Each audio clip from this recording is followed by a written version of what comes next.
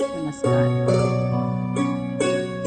या गीता संथावर्गात सर्वांचे मनापासून स्वागत करते.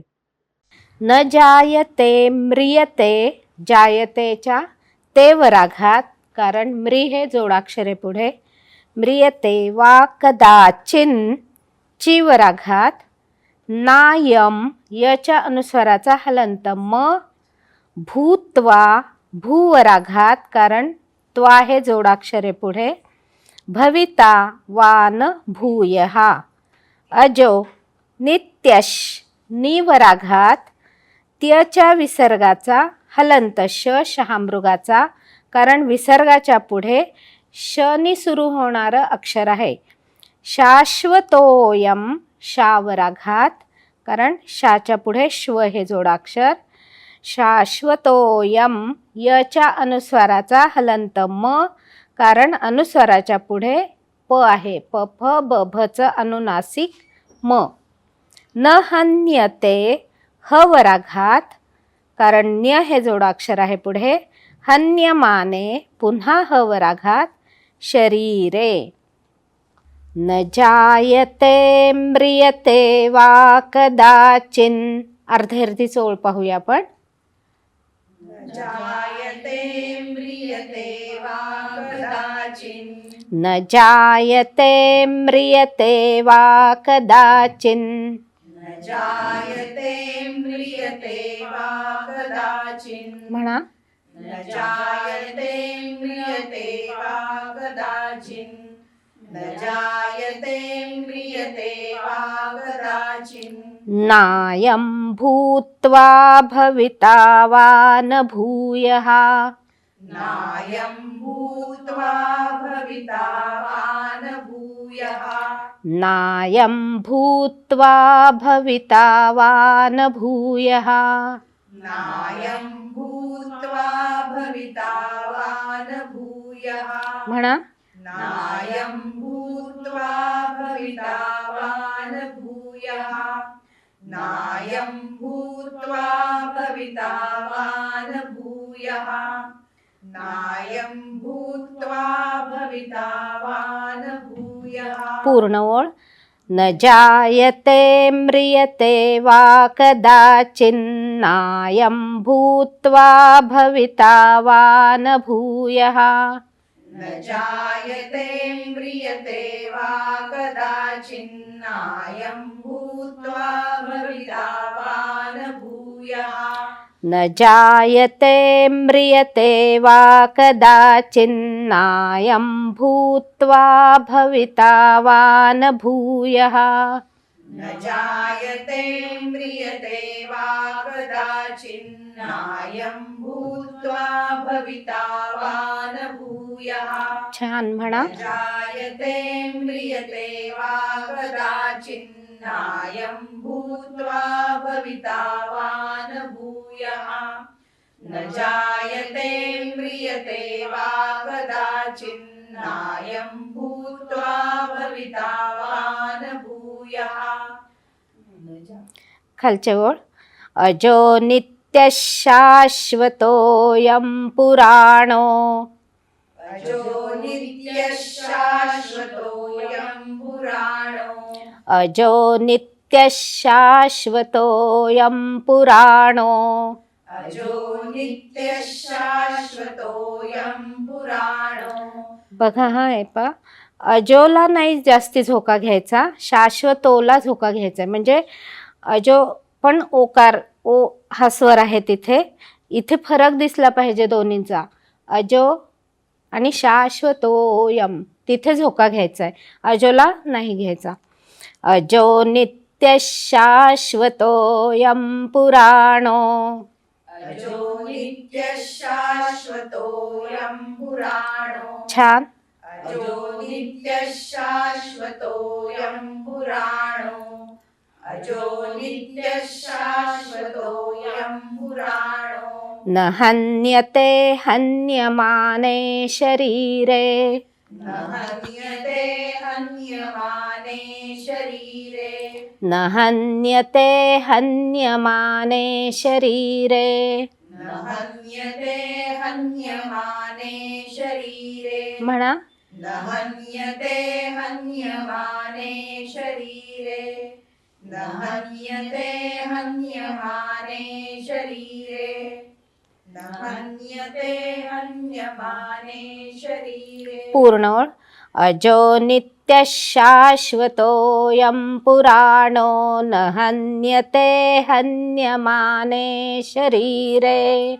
अजो नित्य शाश्वतोऽयं पुराणो न हन्यते हन्यमाने शरीरे.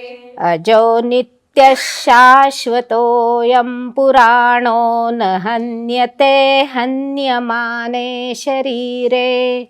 अजो नित्य शाश्वतोऽयं पुराणो न हन्यते हन्यमाने शरीरे. म्हणा.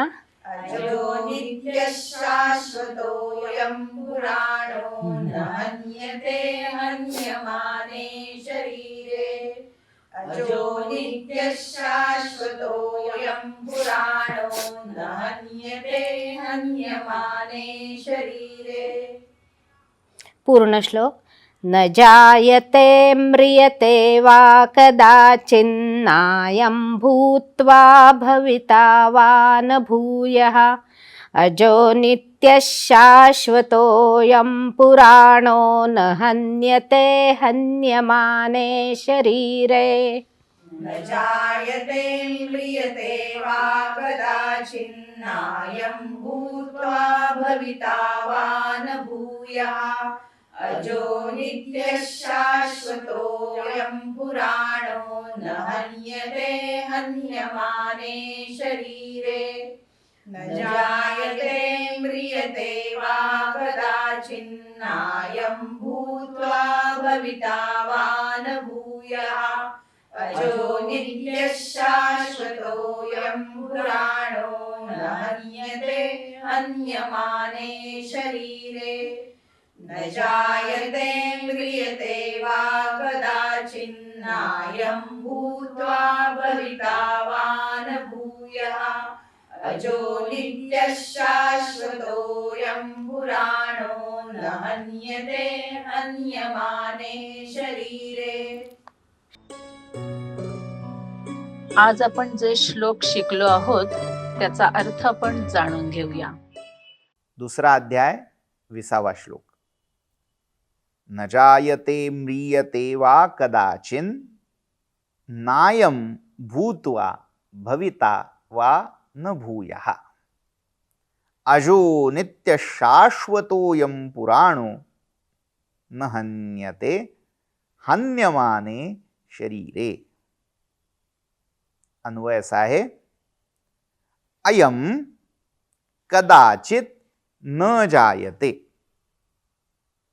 न वा म्रियते. अयम भूत्वा भूयः अभविता न. अयम अजः नित्यः शाश्वतः पुराणः शरीरे हन्यमाने न हन्यते. अयम कदाचिन न जायते. अयम पुन्हा आत्मा.